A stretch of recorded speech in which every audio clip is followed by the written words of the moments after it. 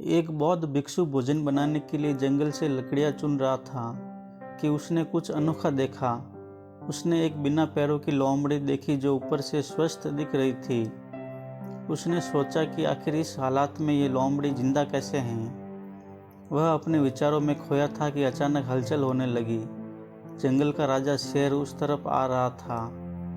भिक्षु भी तेजी से एक पेड़ पर चढ़ गया और वहां से देखने लगा। शेर ने एक हिरन का शिकार किया था और उसे अपने जबड़े में दबाकर लोमड़ी की तरफ बढ़ रहा था।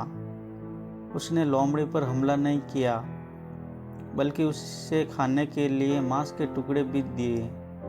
भिक्षु को यह देखकर और भी आश्चर्य हुआ कि शेर लोमड़ी को मारने की बजाय उसे भोजन दे रहा है। भिक्षुक बुदबुदाया।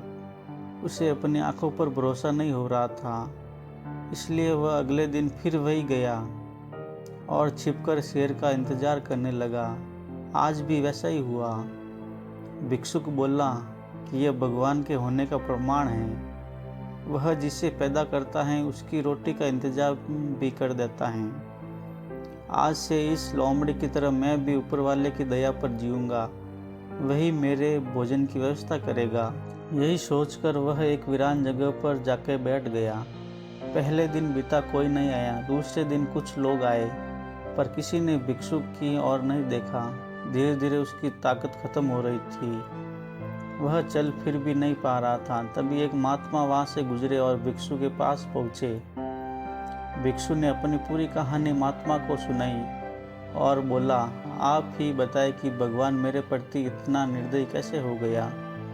किसी को इस हालत में पहुंचाना पाप नहीं है। बिल्कुल है, महात्मा जी ने कहा, लेकिन तुम इतने मूर्ख कैसे हो सकते हो? क्यों नहीं समझते कि ईश्वर तुम्हें उस शेर की तरह बनते देखना चाहते थे, लोमड़ी की तरह नहीं। जीवन में भी ऐसा ही होता है कि हमें चीज़ें जिस तरह समझनी चाहिए उसके विपरीत समझ लेते हैं और हम बिना काम करे भाग्य के भरोसे बैठ जाते हैं, यह सोच के जो भाग्य में होगा मिल जाएगा।